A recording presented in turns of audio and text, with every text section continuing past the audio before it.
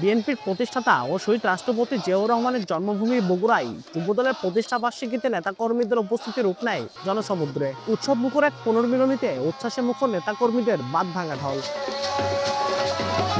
যুবদলের প্রতিষ্ঠা 47 বছর পূর্তিতে উৎসবে শহরে পরিণত হয় বগুড়া। সোমবার সকাল থেকে শহরের নবাববাড়ি সড়কে বিএনপির দলীয় কার্যালয়ে ছিল যুবদলের নেতাকর্মীদের ঢল আর উচ্ছ্বাসের বর্ণিল আবেশ।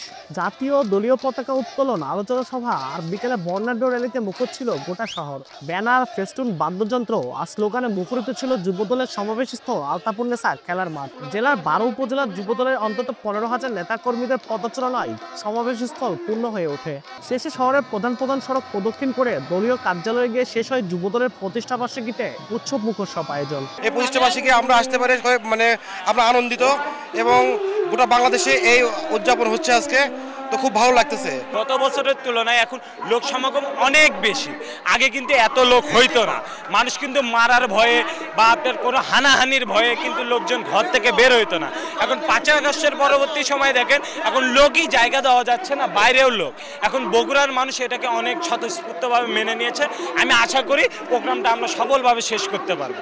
জালিম সরকার থাকাকালীন নির্যাতন, প্রত্যেকটা পথে পথে বাধা, তারপরে আপনার পুলিশি বাধা অতিক্রম করে আমাদের প্রোগ্রাম করতে হয়েছে। কিন্তু আজকের প্রোগ্রামে আমাদের কোনো বাধা আসেনি।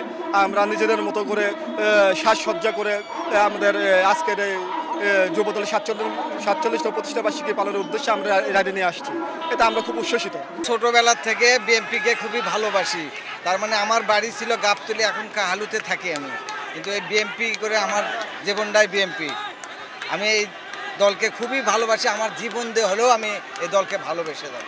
দ্রুত সুষ্ঠু নির্বাচনের মাধ্যমে জনগণের কাছে ক্ষমতা হস্তান্তর আর যুবদলের পক্ষ থেকে মানবিক উদ্যোগগুলো চালু রাখার কথা জানালেন শীর্ষ নেতা। দলীয় পতাকা এবং জাতীয় পতাকা উত্তোলনের মাধ্যমে শুরু করি, তারপরে আমাদের এই মহান স্বাধীনতার ঘোষক বাংলাদেশের প্রথম রাষ্ট্রপতি শহীদ রাষ্ট্রপতি জিয়াউর রহমানের প্রতিকৃতিতে পুষ্পমাল্য অর্পণ করি।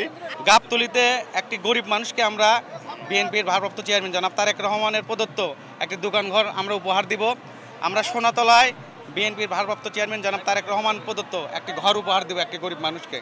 এবং আপনারা জানেন আমরা যুবদলের একটা ম্যাগাজিন বের করতেছি আমরা বগুড়া জেলা যুবদল থেকে, সেটা 4টা ইনশাল্লাহ সেটা উদ্বোধন হবে। আমরা চাই মানবিক কাজে বগুড়া জেলা যুবদল সারা বাংলাদেশের মতো বগুড়াতেও যে কোনো মানবিক কাজে বগুড়া জেলা যুবদল সবসময় মানুষের পাশে থাকতে চায়। বগুড়ায় যুবদলের প্রতিষ্ঠা বার্ষিকীতে জেলা বিএনপি, স্বেচ্ছাসেবক দল ও ছাত্র দলের শীর্ষ নেতারা উপস্থিত ছিলেন।